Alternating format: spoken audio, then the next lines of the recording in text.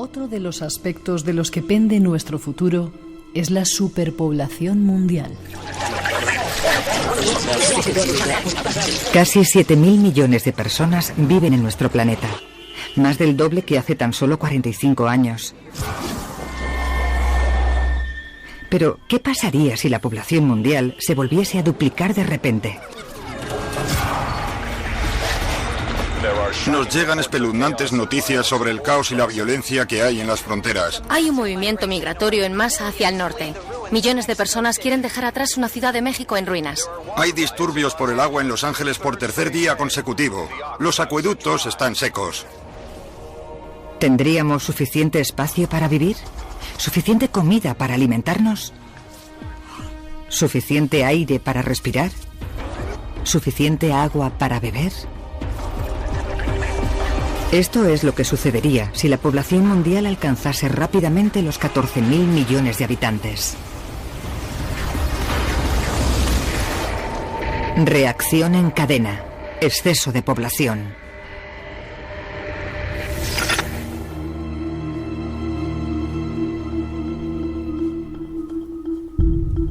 La superpoblación del planeta es otro de los problemas a los que nos hemos de enfrentar en el futuro. ¿Hay soluciones? Eso te pregunto, Enrique. ¿Hay soluciones a 7.000, 10.000 millones de habitantes en el planeta? Sí, lo que ocurre es que no todas son muy agradables. O sea, históricamente esto ya sabemos cómo se ha solucionado. Guerras. Históricamente se ha solucionado con guerras, con plagas, con hambrunas, con ¿no? Cuestiones que gracias a Dios vamos evolucionando y vamos intentando que no ocurran, ¿no? Ahora mismo estamos en una pandemia, pero no es habitual, ¿no? Y entonces, ¿qué ocurre? Que los mecanismos naturales de control de la población pues los hemos ido poniendo bajo control. Entonces, lo que hay que evitar es el principio siniestro, digamos, del maltusianismo, la teoría de que debemos efectivamente limitar la población por algún tipo de medio, ¿no? Realmente la población del planeta se va controlando y se está, pues eso, está entrando en una dinámica de cada vez más control y no está previsto que lleguemos a los 10.000 millones, que es algo que dado el progreso tecnológico, pues se podría permitir en la Tierra si optásemos por mecanismos más sostenibles, ¿no? Entonces, el problema es que no solo es que seamos muchos, es que seamos muchos y en muchos sitios además no se pueda vivir, volviendo a conectarlo con el problema anterior, ¿no? Con el cambio climático. Uh-huh. Fíjate que ahora mismo uno de nuestros problemas son las migraciones, ¿no? Sí. Y ya de hecho no lo gestionamos demasiado bien. ¿Qué ocurrirá cuando la gente que venga a nuestro país venga porque en su país no se puede vivir? Ya. Porque superan los 50 grados centígrados de manera habitual porque no hay agua. O una combinación de temperatura y humedad que no permite el desarrollo de la vida humana, o no hay agua, o al revés, están digamos bajo el nivel del mar, ¿no? O sea, ¿qué le dices al refugiado climático, ¿no? Entonces tenemos un problema no solo de ser muchos, sino de que vivimos en un esquema que está anticuado. O sea, vivimos en un esquema en el que los países son soberanos y toman sus propias decisiones, cuando en realidad ya tenemos una red, Internet, que no tiene fronteras y que nos permite mover información con total tranquilidad. Fíjate qué ocurre con las grandes empresas de Internet. Han aprendido a hackear el sistema y facturan aquí, declaran allí, se hacen un sándwich holandés y un doble irlandés y acaban pagando un 3% de impuestos, ¿no? Legalmente. Además, ¿no? ¿Y el problema es que tenemos un sistema de fronteras que no funciona. Ya. ¿Qué podemos hacer, Enrique, casi terminando como conclusión? Ante eso, pues, me refiero. Yo creo que lo que tenemos es que informarnos más. O sea, todavía tenemos un problema importante de desinformación, de gente que no acaba de entender cuáles son los verdaderos problemas o que discute cuáles son los verdaderos problemas. En este momento yo creo que en un mundo en el que estamos todos agobiados con el COVID-19, con la pandemia de coronavirus, coronavirus es el primer asalto y con un enemigo relativamente pequeñito. Pero fuera del ring está esperando otro enemigo mucho más gordo que se llama cambio climático. Se llama realmente emergencia climática. ¿Me lo puedes repetir eso, por favor? El COVID-19 es un enemigo pequeñito, ¿nos espera el segundo asalto? Sí, el segundo asalto es con otro enemigo mucho más grande que se llama emergencia climática, que está esperándonos ahí fuera y que además están conectados, porque fíjate que es mucho más fácil que te mueras de coronavirus, de COVID-19, si has vivido en un entorno contaminado. O sea, cuanto más contaminación has respirado, es más fácil que tu padecimiento sea mayor o que llegues a morirte, ¿no? Entonces, estos son avisos realmente. O sea, lo que tenemos que entender en este momento es que una ley que nos diga que vamos a dejar de vender coches con motor de explosión en 2040 es que es absurda, porque en 2040 da lo mismo lo que hagamos, ya no se puede parar la emergencia climática. Vamos a tener que transicionar mucho más rápido a energías limpias, y esto implica un cambio enorme en la economía, ¿no? Con todo lo que ello conlleva. ¿Se puede hacer bien? Yo creo, estoy convencido que se puede hacer bien, pero requiere pues más información y más decisión a la hora de hacer las cosas. Al final los políticos no se diferencian tanto de las personas a las que teóricamente representan. Como se nota que eres profesor. Déjame que escuchemos ya para despedirte. Es un fragmento de una peli. Escucha.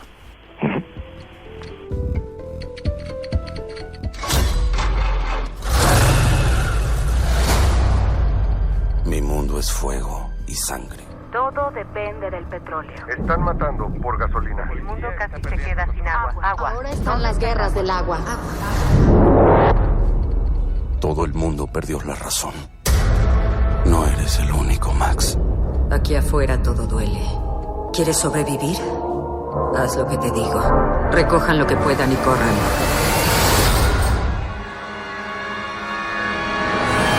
Espero que no tenga que ser así, Enrique. Recoger lo que uno puede y correr ese mundo del futuro.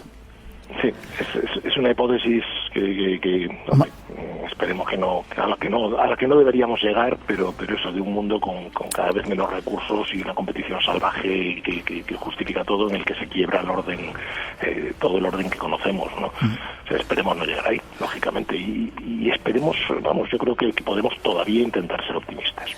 Quizá tengas que venir a una segunda parte del programa para que nos cuentes soluciones concretas, ¿te parece?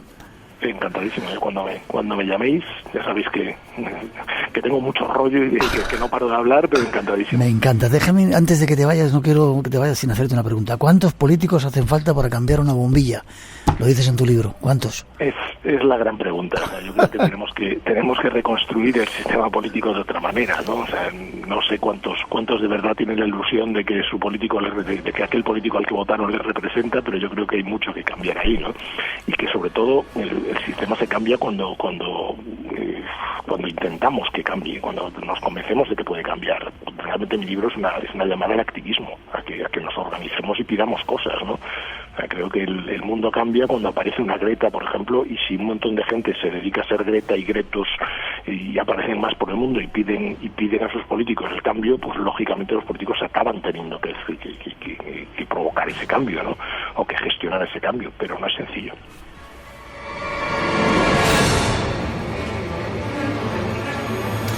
Enrique Dans, Viviendo en el futuro, claves sobre cómo la tecnología está cambiando nuestro mundo, publicado por Deusto. Enrique, ha sido un placer que hayas estado en el programa, un placer increíble. Espero que hayas disfrutado. Muchísimas gracias a todos y muchísimas gracias a todos esos oyentes que me han ido contando que nos escuchaban desde un montón de sitios. Sobre todo, muchas gracias por su paciencia. ¿Y forma de contacto contigo si alguien que quiera saber algo más? Sí, en enriquedans.com tengo una página dentro de enriquedans.com que es la pestañita que pone contacto, que creo que me ha dicho alguna gente que es la pestaña de contacto más completa que han visto en su vida, porque doy incluso hasta dónde se aparca cuando vas a verme, vamos. ¿Qué me dices, sí? Mi correo electrónico, está todo ahí. Vale, espero que me invites a tu casa para ver esos gadgets que tienes, ¿vale? Esos juguetitos. Cuando quieras te invito a comer. Cuídate mucho, un fuerte abrazo, muchas gracias. Un abrazo, muchas gracias a vosotros. Hasta pronto, Enrique. 3:18, 2:18 en las Islas Canarias. Seguimos adelante. Hola, buenas noches. Soy Rafael Álvarez, el Brujo. Un saludo, un abrazo para todos los oyentes de Espacio en Blanco. Todos formamos parte de una comunidad de oyentes que vemos las estrellas, yo por lo menos cuando viajo por la noche oyendo el programa, y soñamos con el programa y a veces despertamos con el programa. Un fuerte abrazo.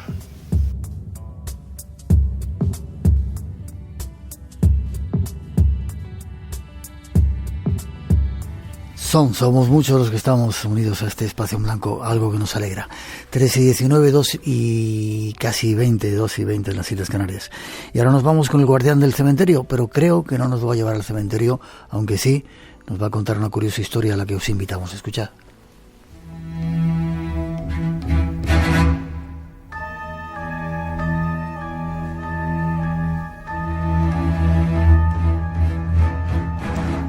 Es el momento de irnos junto a uno de los personajes que nos acompaña en esta etapa del espacio en blanco.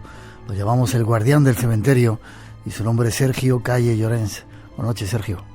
Buenas madrugadas, Miguel, ¿qué tal? ¿Cómo estamos? ¿Cómo me lo paso de bien contigo? Igualmente. ¿Cómo me gusta?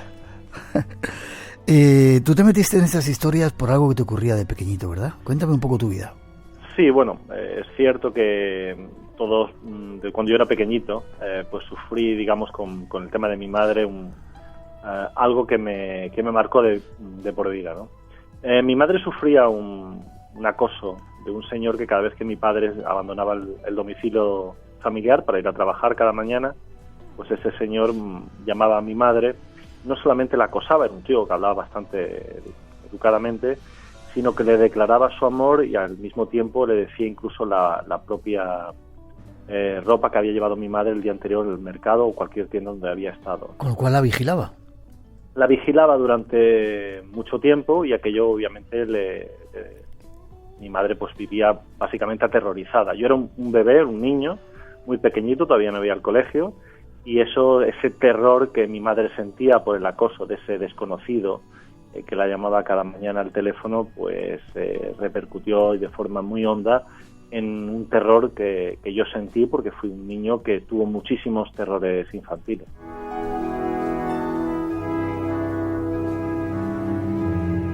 Sin embargo, Sergio, en vez de acongojarte, tú seguiste ese camino buscando más terror, más literatura, Sí. Más cine, más, ¿no? Exactamente. Yo desde cuando era un adolescente empecé a buscar ese terror que yo había experimentado de niño y lo hice a través de la literatura. Poe, King, Henry James, Lovecraft, James, es decir, incluso nuestro gran Gustavo Adolfo Bécquer. Me sumergía en esas páginas buscando ese terror que, como digo, había experimentado, hasta que un día, bueno, empecé a dedicarme al mundo de la literatura, escribiendo novela negra y mezclado un poquito con terror, y un día pensé que ni siquiera la literatura me podía suplir ese gusanillo que tenía por el terror, y empecé a dedicarme al tema del turismo del oculto y a viajar, que es lo que hago, y en esta sección que hago para vosotros por todo el mundo, recorriendo pues bosques con extraños, casas encantadas y hoteles donde han ocurrido muchos sucesos luctuosos. ¿Cómo se llaman los libros que has escrito, Sergio? Bueno, he escrito varios, ¿no? He escrito, aparte de un ensayo sobre el liberalismo contado a los jóvenes, he escrito Misterio Maro, he escrito Blanditos en Señor, que es una novelita corta, y por supuesto El guardián del cementerio, que es la novela que me ha dado más éxito hasta el momento. Es parte de una trilogía de los detectives O'Donnell y Palacios, que está funcionando bastante bien. Con nosotros, El guardián del cementerio. Y esta noche nos vamos de viaje a un lugar que pone los pelos de punta, ya veréis.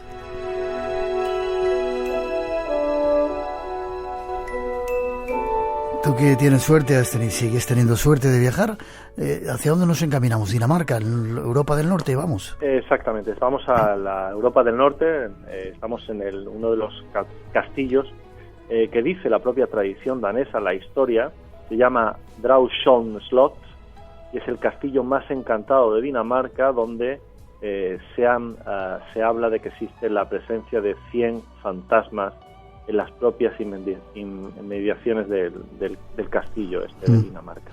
¿Cuándo fuiste allí? Si se puede saber. Bueno, yo tengo una relación bastante intensa con Dinamarca. De hecho, mis hijos pues son daneses, son hispano-daneses, hablo el idioma, y yo la última vez que estuve fue en noviembre pasado, ¿no? Pero yo estuve viviendo en Dinamarca durante mucho tiempo, y es un país que conozco a la perfección.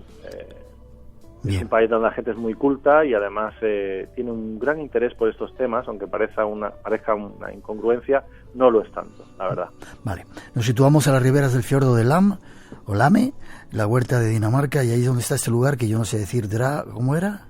Dragsholm Slot. Dragsholm Slot. que es un castillo que ahora se ha convertido en un hotel.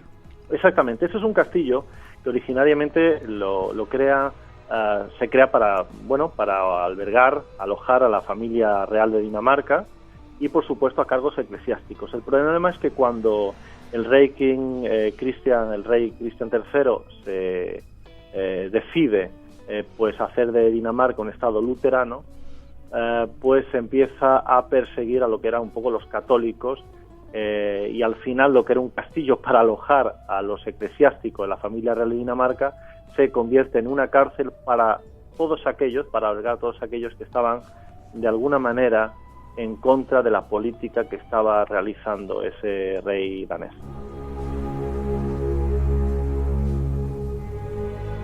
Está rodeado de profundas bahías, bosques, campos, un geoparque.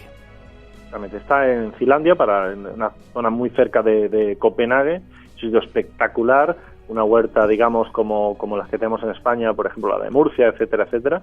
Es muy, muy bonito y además muy misterioso las vistas que tienes, especialmente en invierno, como yo fui en noviembre, donde a partir de las 3 de la tarde pues es noche completamente oscura.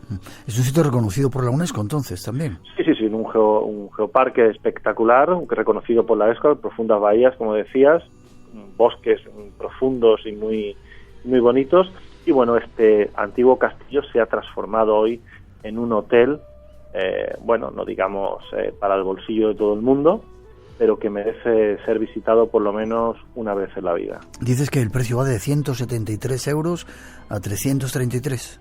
Exactamente, hay diferentes tipos de habitaciones, habitaciones donde, por cierto, perecieron muchísima gente, donde murieron muchísimos de estos prisioneros, pero que Dinamarca ha sabido, el Estado danés ha sabido sacarle un poco de partido a esta historia truculenta de su país para convertirlo en un hotel que, como digo, es mágico.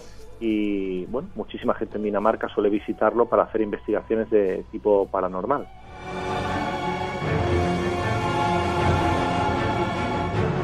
Dinamarca se dice que es el lugar más encantado de todo el país y que nada menos que 100 fantasmas andan caminando por sus salas. Exactamente, es lo que me llevó a mí, con este gusto mío por lo truculento, por pasar noches en lugares donde aparecen fantasmas y espectros, fue el motivo que me llevó a visitar este castillo y a pasar una noche en él. Te iba a preguntar, no te pregunto cuándo te costó. ¿Te metiste en la habitación? ¿Te dieron una especial o porque creo que tenías enchufe con, no sé si la directora, la gerente? Sí, evidentemente siempre cuando hago este tipo de historias voy hablo con el gerente, le digo quién soy, le comento lo que hago. Y siempre hablando el idioma siempre te habla un poquito de puertas, ¿no? En cualquier país del mundo, ¿no? Entonces yo lo que hice fue pedir una habitación donde supuestamente aparecían el fantasma de una determinada chica que tiene también una historia muy triste, muy cruel y muy fantástica. Ahora nos la cuentas. ¿No pensaron este tío está loco, quiere venir aquí a buscar fantasmas? ¿Cómo pasaría en nuestro país? Allí está más admitido. Exactamente. Desgraciadamente Dinamarca es es un país, uno de los países más antiguos del mundo, con una monarquía, digamos, increíble, muy antigua también, y se tiene un respeto por estos temas bastante grande. De hecho, en España, cuando existen sucesos paranormales o la presencia de un fantasma, se suele ocultar los propios dueños del hotel. Sin embargo, en Dinamarca, como ocurre también, hemos contado en algunas de nuestras secciones, Inglaterra, Gran Bretaña, ¿verdad? Inglaterra, Irlanda, Gran Bretaña, Canadá, todos los países anglosajones, no se suelen contar y no les importa, incluso historiadores locales, hablarte de las historias de fantasmales e incluso que se suelen aparecer en el castillo. Ya digo, hay muchísimos programas hechos en Dinamarca sobre estos sucesos que yo estoy contando hoy aquí. Vale, tenías una amiga allí, ¿no?, que te contaba alguna historia también del castillo. Sí, allí yo tenía una amiga, yo había quedado con la gerente por razones de un problema con el coche, no pude hablar con ella y tenía una amiga, se llama Pía. Tengo que decir que Pía es una doctora, es una mujer muy preparada y al mismo tiempo ella es sacerdotisa es una cura de la iglesia luterana. Estamos hablando de una persona muy culta que me empezó a contar la historia del duque de Bothwell, fue el fantasma. Este hombre pues fue el tercer marido de la reina de Escocia, de Mary que todo el mundo conoce en Inglaterra como Bloody Mary, hay un famoso cóctel. Se casó con ella por razones de intereses políticos y finalmente el propio matrimonio fue anulado y se le buscaba. Él se refugió porque lo estaban buscando por asesinato los ingleses, se refugió en Noruega, en aquel tiempo parte del reino de Dinamarca, y cuando se enteró el rey de Dinamarca, pues lo apresó y le puso los grilletes, lo colocó junto a la pared y lo dejaron morir de hambre y de frío, ¿no? Me contaba mi amiga Pía que se suele aparecer en el castillo, sobre todo en el inmenso y precioso patio del castillo, donde se pueden ver y escuchar caballos, donde hace siglos que no lo pisan pues esos bellos animales.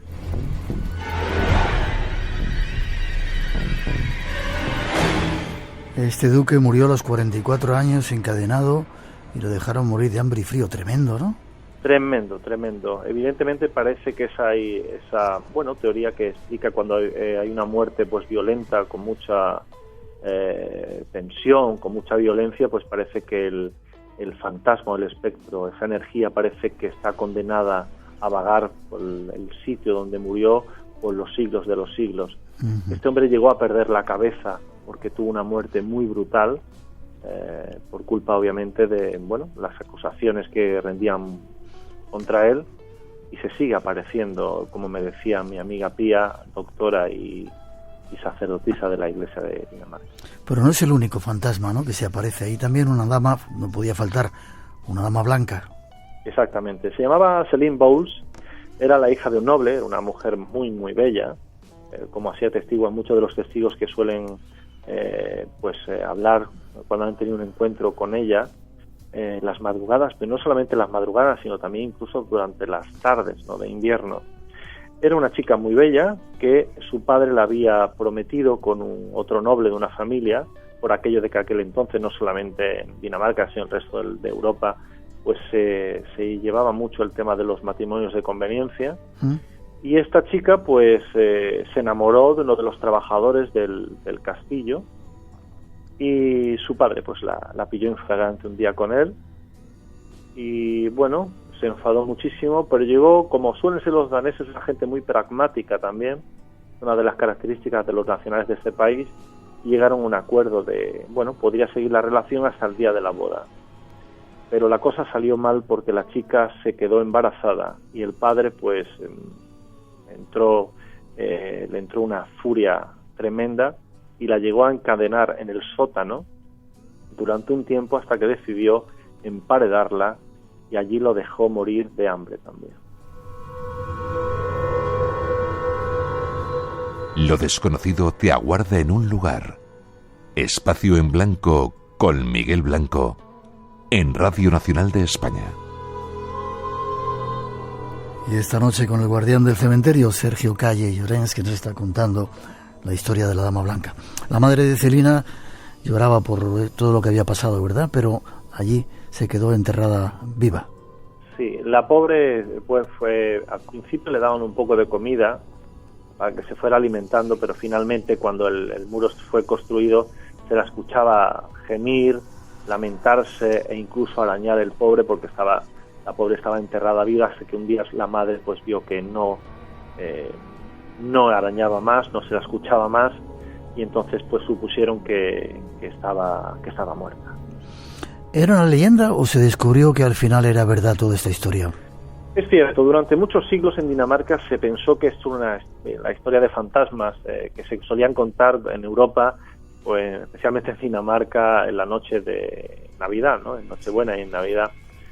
Sin embargo, en 1930, unos obreros, unos fontaneros que estaban haciendo una obra de reparación, de modernización del propio castillo, descubrieron que detrás de un muro, en ese mismo sótano donde supuestamente la propia historia decía, la leyenda, que le había emparedado su propio padre, pues descubrieron el esqueleto de una mujer.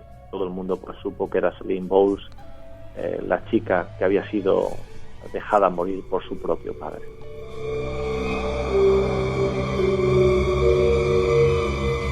Y se sigue apareciendo, ¿no? Hay muchos testigos que parece que coinciden con su descripción.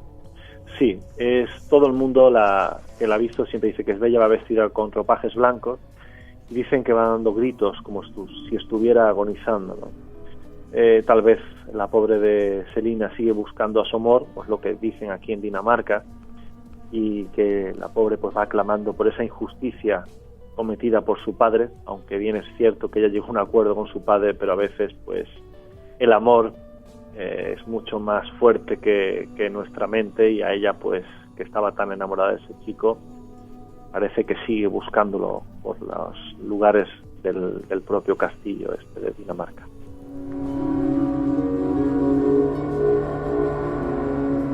Hay más casos. Antes de llegar estoy deseando preguntártelo, ¿cómo fue tu noche en esa habitación, en ese castillo? Hay más casos. Un caso también de una mujer de gris. Sí, la mujer de gris fue una de las trabajadoras del castillo, muchísimos años después. Una mujer que estaba teniendo un fortísimo dolor de muelas y le pidió ayuda al señor del castillo, que parece que encontró solución a su problema aplicándole un cataplasma, ¿no? Lo que parecía que había curado la dolencia de esa trabajadora del castillo terminó en muerte, porque parece que se le infectó y la mujer pues murió. Hay quien dice que fue enterrada cerca de las inmediaciones cerca del castillo, y el caso es que esta mujer de gris se suele aparecer sobre todo a los trabajadores del propio castillo, que curiosamente nunca la han percibido como una presencia maligna, sino todo lo contrario. Es una dama de gris, como digo, que cuando se aparece es para ayudar a las personas que están viviendo un momento, digamos, difícil. Los propios trabajadores del hotel, el castillo he convertido, como digo, en un hotel, le tienen bastante fe y bueno, no les importa que se les aparezca, porque eso significa que algo bueno va a pasar con ellos.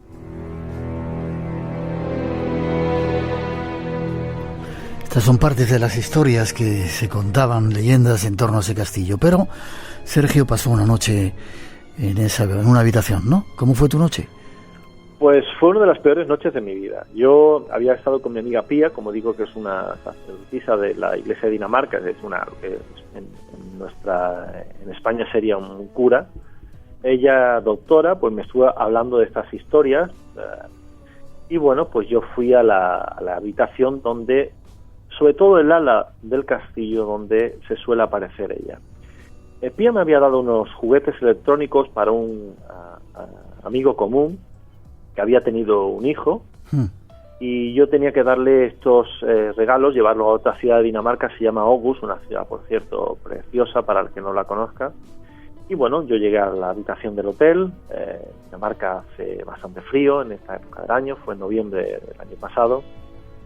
Yo creo que yo coloqué los juguetes en el armario. Estuve leyendo una guía sobre el propio castillo, y también, bueno, pues algunas de las notas que había tomado yo sobre esas historias que me había contado Pía en mi cuaderno de campo, y me quedé completamente dormido, pues 1 hora y media después. ¿Y qué ocurrió? Bueno, yo estaba completamente dormido cuando a eso de las 3 de la mañana más o menos, yo escuché cómo los juegos electrónicos se encendían y el ruido de estos juegos estaban en el baño, donde yo no había recordado haberlos puesto. Entonces lo que hice fue acercarme al propio baño y encontrarme los juguetes electrónicos que Pía me había dado girando, pero no giraban de una forma normal como un juego electrónico, sino de una forma vertiginosa, una velocidad que yo no había visto nunca en un juego electrónico. La verdad que me asusté muchísimo y tardé bastante tiempo en ir hacia los juguetes y apagarlos, porque evidentemente estábamos a las 3 de la madrugada y obviamente el ruido podía despertar a cualquier otro inquilino que estuviera durmiendo en la habitación de al lado o cercana, ¿no? ¿Los apagaste? Yo apagué los juguetes, volví a la cama, me quedé en la cama, no puedo recordar si yo estaba de pie o sentado, porque 5 minutos después vi como una intensa luz venía de ese cuarto de baño y de nuevo los juguetes empezaban esa danza que yo llamaba macabra y empezaban a girar sobre sí mismo una y otra vez. Tengo que decir que tardé bastante tiempo en ir a hacer el cuarto de baño. Cuando lo hice me encontré otra vez los juguetes encendidos, los tomé en mis manos, los apagué y asustado, porque yo intenté encender la luz de la habitación y la luz no funcionaba. Yo lo que hice fue, cuando iba a la dirección del armario para meter los juguetes, los propios juguetes volvieron a la vida. Yo me asusté, los tiré y al caer al suelo saltó la tapa de uno de ellos y me di cuenta que ninguno de ellos tenía pilas.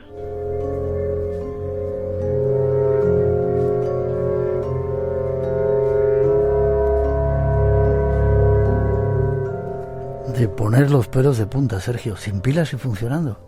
Sí, sin pilas y seguían funcionando.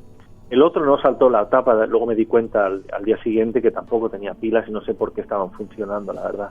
Pero aquello obviamente pues me supuso que pasara la noche en blanco. Es cierto que yo intenté hacer fotografías, no salió absolutamente nada, también tengo que decirlo, pero estaba tan asustado en esta habitación de hotel de este castillo de Dinamarca que me fue absolutamente imposible volver a pegar ojo en toda la noche. ¿Bajaste a desayunar? Bajé a desayunar. Estaba un poquito nervioso, la verdad, de lo que había pasado la noche anterior. Yo había alquilado, había pagado una habitación, un día, una noche la habitación, y me fui allí, pues un poco para tomar un desayuno muy bueno. Allí se come bastante bien también, aunque la gente piense que no. Y bueno, había un hombre allí en el propio restaurante que me preguntó si yo había dormido bien la noche anterior. Y yo le contesté, obviamente, yo le dije que él estaba un poco como divertido, ¿no? Estaba como riéndose un poco de mí, ¿no? Yo le contesté en mi acento de Jutlandia, que para los no iniciados es un poco catetillo, para decirlo de alguna manera, lo cual le pareció muchísimo más divertido al hombre.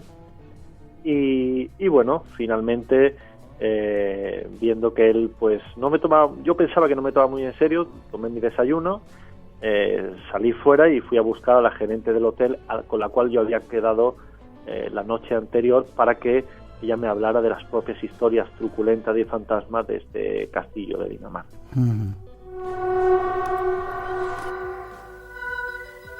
¿Y qué ocurrió después? Bueno, yo hablo con la gerente y curiosamente me trajo a su hermana, que, por cierto, también se dedica al tema de la medicina y que decía ser medium, y me llevaron a una de las zonas de las celdas de las torres donde se suele aparecer el fantasma del obispo de Roskilde. Es un señor que fue el último obispo católico antes de que el rey mencionado anteriormente declarara a Dinamarca como un estado protestante luterano en 1536, lo cual le hacía que este obispo, que no pues quería seguir las directrices del propio rey, se rebelara contra él y lo encarcelara en ese celda, esa torre del castillo, que según esta gerente y esta mujer, esta medium, pues se sigue apareciendo en esta ala del propio castillo de Dinamarca. ¿Y qué ocurrió con la amiga de la gerente? Bueno, igual que me sorprendió un poco porque me miraba un poco extraño. Ella me tomó la mano, y lo cual es una cosa muy extraña en Dinamarca, que suelen mantener las distancias, digamos, no son como nosotros que vamos besando cuando conocemos a una persona.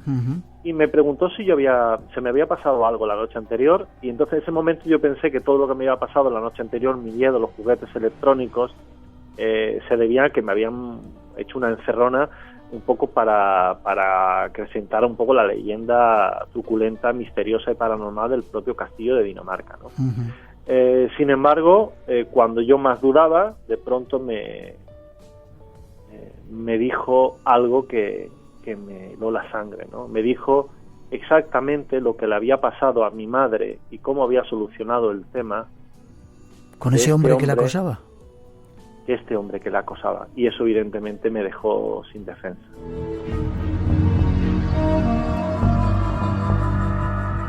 Evidentemente ya no sabía nada de esa historia tuya, ¿verdad? Es absolutamente imposible porque es una historia que conocemos muy pocas personas en la familia, pero hoy vamos a desvelar lo que le pasó a mi madre y cómo se solucionó el tema para los amigos de Espacio en Blanco. Recurrió con mi padre a un policía entonces, amigo suyo, que le hizo un seguimiento a mi madre y finalmente pudieron dar con el hombre que la acosaba, que era un señor, un vecino, que además de acosador era un calavera porque también estaba casado, y completamente enamorado de mi madre. Fue la policía a hablar con él, lo detuvo, hablaron que si seguían esa actitud se lo dirían a su mujer, y aquello terminó. ¿Cómo supo esta mujer, esta medium, hermana de la gerente del hotel de Dinamarca, esta historia? No tengo ni idea. ¿Qué historia? Bueno, vamos terminando, si te parece, Sergio. Sí. Te habías dejado las cosas en la habitación, ¿no? Sí, claro, después de aquello, yo pasé sobre todo con la medium, la hermana evidentemente del gerente estuvo un rato con nosotros, 1 hora, pero se tenía que trabajar. Yo volví, y con esto que me había pasado, yo tenía el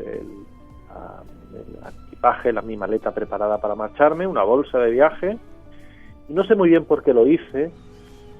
Cogí mi maleta, miré todos los rincones de la habitación, pues sí, obviamente me había olvidado de meter algo en la maleta, y entonces dije: adiós Celina, mi pobre fantasma.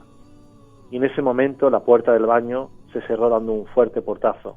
La misma habitación, el mismo baño donde la noche anterior, la madrugada anterior, yo había visto como unos juguetes electrónicos sin ningún tipo de baterías habían vuelto a la vida y estaban moviéndose de forma vertiginosa. Obviamente cogí, cerré la puerta y salí corriendo de aquel lugar.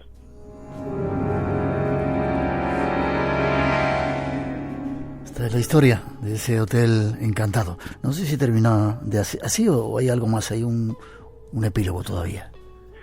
Bueno, podríamos decir que este viejo castillo danés, que no solamente es el lugar más encantado de Dinamarca, también es el enclave donde aprendí que el terror no es un género, sino un sabor que a veces te paraliza o te empuja a seguir durmiendo en lugares donde señorean seres del más allá.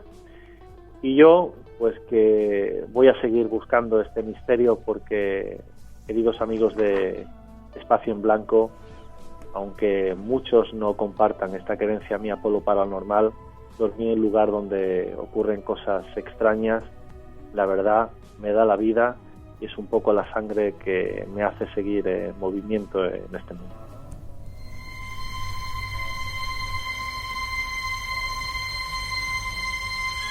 Y a mí me encanta que lo hagas, que vengas, que sigas viniendo para contarlo aquí en el Espacio en Blanco. ¿Forma de contacto contigo, Sergio? Pues estoy me puedes buscar en mi blog, Rebelde del Sur, o también el Descodificador de Misterios en Facebook, en el Libro de las Caras, como yo le llamo. Sí. Y ahí me pueden encontrar para lo que quieran, para alguna consulta, para lo que quieran. Sí. Rebelde del Sur, o en Face, en ese Libro de las Caras, te pueden encontrar. Exactamente. ¿Cómo se dice buenas noches en danés? Pues muy fácil, me lo pones muy fácil. Gonet. Gonet. Pues un placer. ¿Y gracias? Gracias, Zak, o Mengezak. Muchas gracias. Mengezak. Sergio, seguimos en contacto. Me encanta. Muchas gracias. Ten cuidado por ahí, a ver lo que te encuentras. Pero cuéntanoslo. Un abrazo a toda la familia de Espacio en Blanco. Hasta pronto. ¿Hay alguien ahí? Muy buenas, os voy a contar esta historia que me sucedió a finales del 80 y que muy pocas personas saben. Era un domingo, lo tengo claro porque era un día, estábamos en un bautizo y al regresar del bautizo tenía que llevar en aquella época de mi novia a su pueblo, que es el Pont d'Armentera, en la provincia de Tarragona. Dejé a mi novia en su casa y yo me desplacé hacia mi ciudad, que es Valls, unos 20 kilómetros. Finales de 80, carreteras de pueblo poco transitadas, para no decir nada transitadas, y cuando ya iba a dirección a mi casa, a la altura de una urbanización muy famosa que hay en esa zona, en el Pla de Santa María, que es la urbanización Mas de Plata, es muy conocida porque tiene un Mazinger Z de 30 o 40 metros de altura, me acuerdo perfectamente porque me tuve que meter en ese cruce. A mano izquierda mía apareció una nave espacial enorme, de unas dimensiones, bueno, yo creo que no he visto nada tan grande en mi vida, con muchas luces, focos, eran focos porque se veía lo que hay entre foco y foco, y con una cola, con una aleta en la parte inferior del aparato, que tenía muy pocas luces, como unas luces de posición, pero se veía perfectamente su forma. Las luces no giraban, el Omni no hacía nada de ruido porque bajé la ventanilla. Me lo encontré justo muy cerca del cruce a esta urbanización de Mas del Plata, lo que me permitió meterme en el cruce. En esa época poco urbanizado, por lo tanto a 50 metros encontré un sitio para meterme, un tipo de bosquecillo. Salí del coche y lo fui a ver. La curiosidad mata.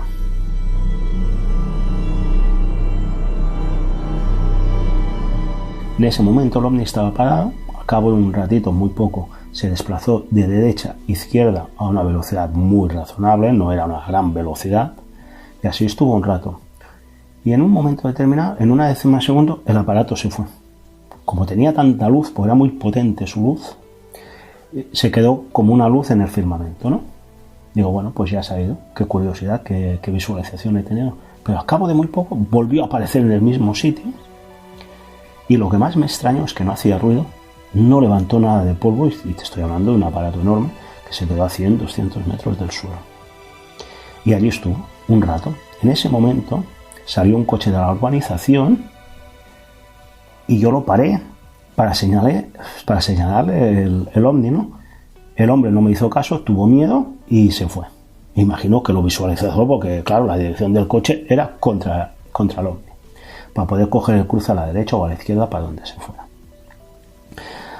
Pasó un rato y el Omni se fue, vi que no volvió a aparecer, bueno, arranqué el coche y me volví a ir. Cuando salí del cruce hacia mano derecha, al cabo de poco, el coche se me paró. Claro, ahí me asusté un poco porque yo, que era oyente de programas de misterio, muchas de las casualidades en la vida de esta gente que hablaba que había visto objetos volantes no identificados, se les paraba el coche. Imaginaos una carretera, finales de los 80, no venía nadie, no pasaba nadie, y sí que estuve un buen rato. No teníamos móviles en esa época, por lo tanto te quedabas ahí tirado hasta que alguien daba la voz de alerta.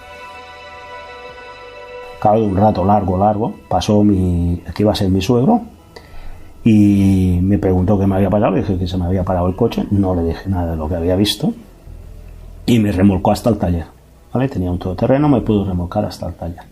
Me dejó en mi casa y el lunes por la mañana llamé al taller, les dije que tenían las llaves debajo de la alfombra, ahí al lado de la entrada del taller, porque eran conocidos míos, y me repararon el coche. ¿Qué pasó? Que cuando fui a recogerlo, claro, pregunté qué había pasado. Se había caído el filtro del gasoil.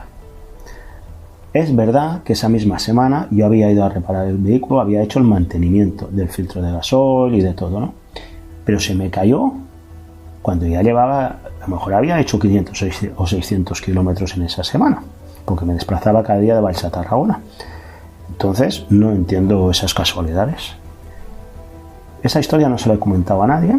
Cosas que me chocaron, sobre todo, fue el silencio del aparato, el no levantar nada de polvo, y lo otro que me chocó, que al día siguiente me compré todos los periódicos de la zona, porque no podía ser, no entraba en mi cabeza que nadie hubiese visto ese aparato tan enorme.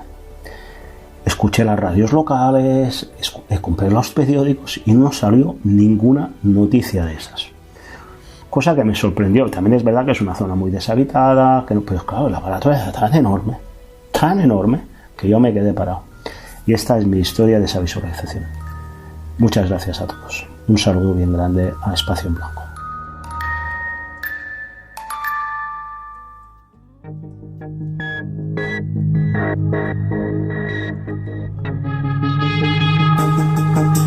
Ahí están las historias que nos contáis, esas experiencias que habéis vivido con el más allá y que aquí le damos un toquecito.